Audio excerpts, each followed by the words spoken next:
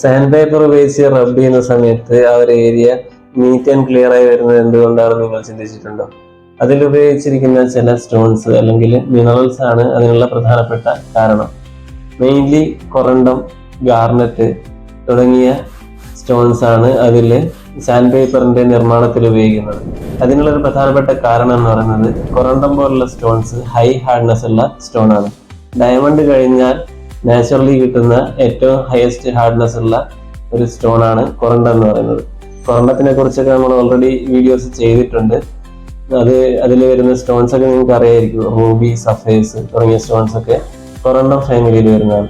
അപ്പോൾ ഇതിന്റെ high hardness ഉള്ളത് കൊണ്ട് നമ്മൾ ആ സാൻഡ് പേപ്പറിൽ ഈ ടൈപ്പ് സ്റ്റോൺസ് ഉപയോഗിക്കുമ്പോൾ വളരെ മൈന്യൂട്ട് ആയിട്ടുള്ള അതിന്റെ ക്രിസ്റ്റൽസ് ആണ് അതിൽ യൂസ് ചെയ്യുന്നത്. അപ്പോൾ നമ്മൾ റബ്ബ് ചെയ്യുന്ന സമയത്ത് അതിന്റെ ഹാർഡ്നെസ് ഉള്ളത് കൊണ്ട് തന്നെ ഒന്നുകിൽ പെയിന്റിങ് ചെയ്യുന്ന ആ സർഫസ്, വോള്, പിന്നെ അതേപോലെ തന്നെ നമ്മളെ ചില റസ്റ്റഡ് ആയിട്ടുള്ള ഏരിയാസ്, അയണിന്റെയും അതേപോലെ തന്നെ സ്റ്റീലിന്റെ ഒക്കെ ഏരിയ, അതൊക്കെ നമ്മൾ റബ്ബ് ചെയ്ത് ക്ലിയർ ചെയ്യുന്ന സമയത്ത് അതിന്റെ ഹാർഡ്നെസ് ഉള്ളത് കൊണ്ട് ആ ഏരിയ സ്മൂത്തനായിട്ട് വരുന്നു.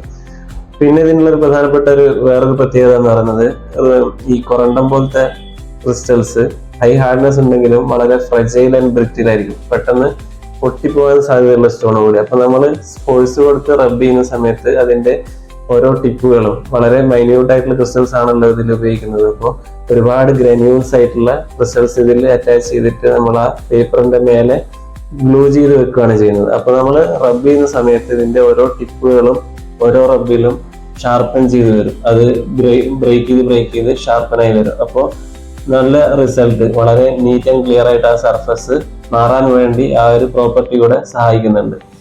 പിന്നെ എക്സ്ട്രീം കണ്ടീഷൻസിൽ ചില സിലിക്കൺ കാർബൈഡ് പോലത്തെ മിനറൽസ്, പിന്നെ ഡയമണ്ട്സ്, ഇതൊക്കെ സാൻഡ് പേപ്പേഴ്സിൽ ഉപയോഗിക്കുന്നുണ്ട്. പക്ഷെ കോമൺലി നമുക്ക് ഈ പെയിന്റിങ്ങിലും അതേപോലെ ഈ അയൺ പോലത്തെ റസ്റ്റിംഗ് ഒക്കെ മാറ്റാൻ വേണ്ടിയിട്ട് യൂസ് ചെയ്യുന്ന സാൻഡ് പേപ്പേഴ്സിൽ കൊറണ്ടം സ്റ്റോൺസ് ആണ് മെയിൻലി യൂസ് ചെയ്യുന്നത്.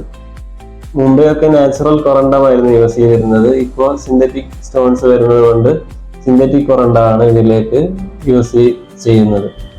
ഓക്കെ, അപ്പോൾ ഇതാണ് അതിനെ പറ്റിയുള്ള ഒരു ഇൻഫർമേഷൻ. ബൈ.